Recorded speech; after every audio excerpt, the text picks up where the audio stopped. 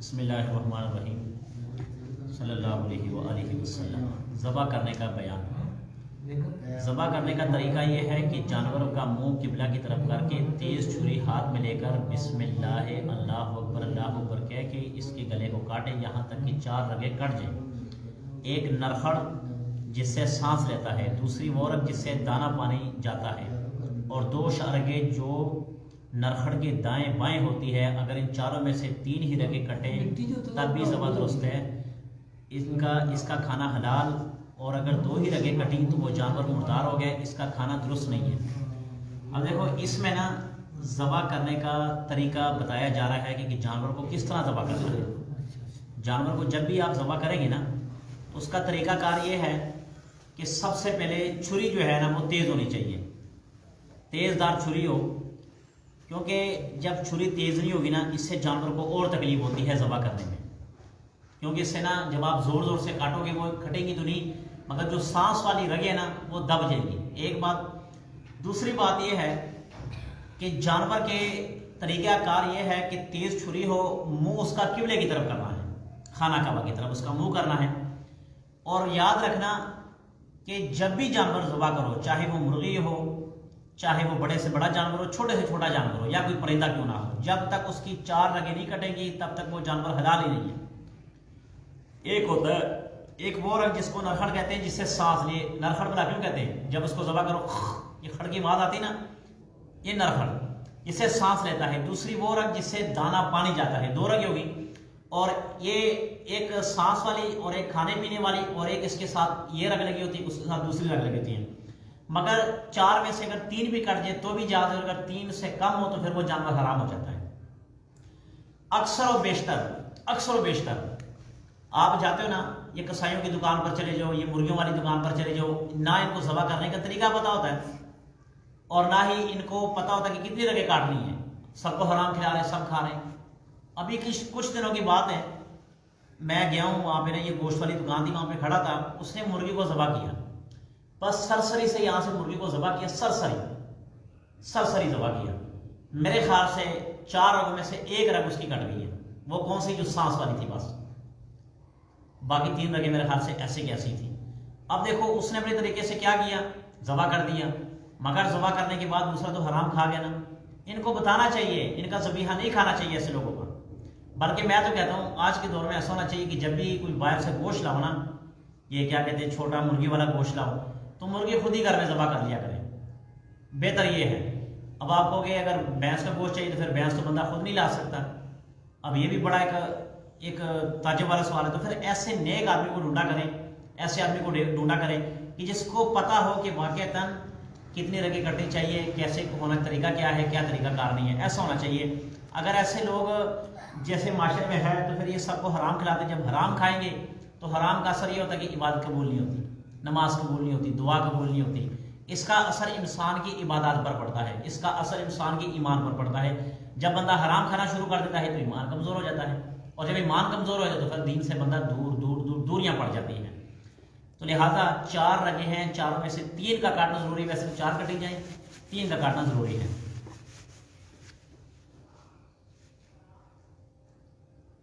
اگر ان 4 میں سے 3 ہی رگیں کٹی تب بھی ذبح درست ہے، اس کا کھانا حلال ہے، اور اگر 2 ہی رگیں کٹی تو جانور مردار ہو گیا اور اس کا کھانا درست نہیں۔ جب مردار ہو جائے نا تو جانور کو پھینک دینا چاہیے، جانور کو کھانا نہیں چاہیے۔ ذبح کے وقت بسم اللہ قصدن نہیں کہا تو وہ مردار ہے اور اس کا کھانا حرام ہے، اور اگر بھول جائے تو کھانا درست ہے۔ ایک اور مسئلہ، مرغیوں والی دکان پر چلے جاؤ نا، دکان پر چلے جاؤ تو وہ کیا کرتے ہیں، مرغی کو پکڑا ہوا ہے، مرغیوں کو پکڑا اور یہ ذبح کیا پھینک دیا، ذبح کیا پھینک دیا، کلمہ تو نہیں پڑھتے، اللہ اکبر نہیں کہتے، بس ذبح کری جاتے پھینکی جاتے، ذبح کری جاتے پھینکی جاتے۔ اب یہ بھی حرام ہے۔ اگر بھولے سے ہو گیا، بھولے سے، تو پھر تو جائز ہے۔ مثال ایک بندہ ذبح کر رہا ہے، اس کو یاد نہیں رہا تو جائز ہے، کیونکہ بھولے سے۔ اب دیکھو ہے تو مسلمان، اس کے دل میں کیا ہے، اللہ کا خوف ہے، اور کلمات اس کے ذہن میں ہے، دل میں ہے، مگر کہنا بھول گیا تو وہ جائز ہے۔ اور اگر ایک آدمی قصدن نہیں کہہ رہا، جان بوجھ کر، مثال کے طور پر عیسائی کا، اب وہ نہیں کہے گا، جب نہیں کہے گا تو لہٰذا پھر اس کا ذبیحہ بھی جائز نہیں ہے، ذبیحہ کھانا بھی درست نہیں ہے۔ تو لہٰذا جو قصدن چھوڑتے ہیں ان کا کھانا درست نہیں ہے۔ اور اکثر جو مرغیوں والے ہیں ان کے پاس جاؤ ذبح کراؤ تو اس کے منہ کو دیکھو، کہ کلمات پڑھتا ہے کہ نہیں پڑھتا، اگر نہیں پڑھا تو نہ لو، پھر نہیں لینے چاہیے۔ اور اگر جان کو اس سے یاد کراؤ کہ بھائی کلمہ اگر یاد کرا دو کہ ثواب ہے، اس میں گناہ بھی نہیں ہو سکے، بھائی اونچی آواز سے پڑھو، اللہ اکبر تکبیر پڑھو تاکہ ہمیں پتہ چلے۔ کون چھری سے ذبح کرنا مکروہ ہے اور منع ہے، اور اس میں جانور کو بہت تکلیف ہوتی ہے۔ اس طرح ٹھنڈا ہونے سے پہلے اس کی کھال کھینچنا، ہاتھ پاؤں توڑنا، کاٹنا اور ان 4 رگوں کے کٹ جانے کے بعد بھی گلا کاٹے جانا، یہ سب مکروہ ہے۔ کون چھری؟ جو تیز چھری نہ ہونا، اس سے کاٹنا مکروہ ہے، مکروہ اور منع ہے۔ اسی طرح جانور کو تکلیف، جب تک اس کی مکمل رونا نہ نکلے تب تک جانور کے حصے نہیں کاٹنے چاہیے۔ یہ کتنے بے وقوف یہ جو دکانداروں پہ ہوتے ہیں، جب ان کے پاس آرڈر آ جائے مرغی کا، آپ کرتے کیا، یہ پکڑی جاتے ہیں، اچھا یہ نہیں دیکھتے خانہ کعبہ کی طرف وہ ہے 4 رگیں کٹی ہیں یا نہیں کٹی، چوری تیز ہے یا نہیں تیز ہے، بس اللہ اکبر پڑھا یا نہیں پڑھا، کاٹے جاتے پھینکی جاتے، کاٹے جاتے پھینکی جاتے، اور زندہ بھی جانور کے اندر سانس ہوتا ہے وہ پاؤں کاٹ دیتے ہیں، اس کے پر کاٹ دیتے ہیں۔ اللہ کے نبی نے منع فرمایا اس سے جانور کو تکلیف ہوتی ہے۔ یہ جو ہے نا منع کیا گیا کہ ایسا نہیں کرنا چاہیے، جب تک اس میں سانس ہو تب تک اس کے پاؤں، اس سے کوئی اذا نہیں کاٹنی چاہیے۔ ذبح کرنے میں مرغی کا گلا کٹ گیا تو اس کا کھانا درست ہے، مکروہ بھی نہیں، البتہ اتنا زیادہ ذبح کر دینا یہ بات مکروہ ہے، مرغی مکروہ نہیں ہوتی۔ بعض اب کیا کرتے پتہ، گردن اس کی اتار دیتے ہیں، گردن مکمل اتار دیتے ہیں، یہ مکروہ، ایسا نہیں کرنا چاہیے۔ اگر ایسا ہو گیا تو جانور حلال ہے۔ مسلمان کا ذبح کرنا بہرحال درست ہے، چاہے عورت ذبح کرے یا مرد، اور چاہے پاک ہو یا ناپاک، ہر حالت میں اس کا ذبح کیا ہوا جانور کھانا حلال ہے، اور کافر کا ذبح کیا ہوا جانور کھانا حرام ہے۔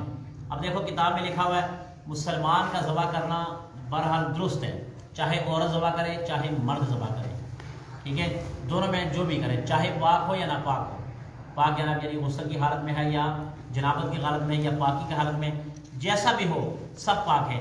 کافر کا ذبح کیا ہوا جانور کھانا حرام ہے، کافر کا ذبح کیا ہوا جانور حرام ہے۔ اب آپ خود سمجھ لو کہ جو لوگ اسی کیٹیگری میں آتے ہیں کافر والے، ان سا نہیں کھانا چاہیے، سمجھدار آپ خود ہو، ٹھیک ہے۔ اکثر پتہ چل جاتا ہے دکانوں پر آپ چلے جاتے ہو، پتہ چل جاتا ہے یہ کون ہے یہ کون نہیں ہے، تو جو مسلمان ہے اس کا ذبیحہ تو ٹھیک ہے، اور اگر جو کافر ہے اس کا ذبیحہ حرام ہے، وہ نہیں کھا سکتے۔ جو چیز دار ہو، جیسے دار پتھر، گنے یا بانس کا چھلکا، سب سے ذبح کرنا درست ہے۔ اچھا چھری، پہلے زمانے میں تو چھری نہیں ہوتی تھی، یہ پتھر ہوتے ہیں نا، پتھر، بعض پتھر ایسے نوکیلے ہوتے ہیں یہ پتھریلے علاقوں میں، پہاڑی علاقوں میں، کہ جیسے گوشت پہ رکھو تو اس کو کاٹ کے رکھ دیتے، اس سے بھی درست ہے۔ اسی طرح بعض بانس، یہ جو بانس ہوتا ہے نا، اس کے اندر بھی ایک چھلتڑ ہوتی ہے، وہ بھی بڑی تیز ہوتی ہے، اس سے بھی ذبح کرنا درست ہے۔ گنے کا، بعض گنے ہوتے ہیں، وہ جو گنا نہیں جس سے چوستے ہیں، اس کا بانس کا چھلکا سب سے ذبح کرنا درست ہے، اگر چھری نہ ہو۔ اگر چھری ہو اور پھر تم چھلکوں کے پیچھے پھرو تو یہ تو وہ بٹھانے والی بات ہے، کہتا وہ مجھ ہوتے ہیں، کہتے چھری ہوتے تھے مجھ بھی ہوتے لائے، ٹھیک ہے، ایسا نہیں ہونا چاہیے۔ تو یہ چیزیں احتیاط کے ساتھ، جب تک یہ ذبیحہ اس کتاب میں جو لکھا اس کے طریقے کے مطابق نہیں ہوگا تو ذبیحہ حرام ہو جائے گا، اور اگر اس طریقے کے مطابق ہوگا تو پھر حلال ہوگا۔ بسم اللہ الرحمن الرحیم، والصلاۃ والسلام علی سیدنا محمد۔ الہ العالمین، جو کچھ کہا سنے اس پر عمل کرنے کی توفیق عطا فرما، رزق حلال کھانے کو مانے کی توفیق عطا فرما۔ الہ العالمین، ملک پاکستان کی حفاظت فرما، ملک پاکستان کی سرحد کی حفاظت فرما، ملک پاکستان کی خزانے کی حفاظت فرما۔ الہ العالمین، جہاں جہاں مسلمانوں پر ظلم ہو رہے ہیں، مسلمانوں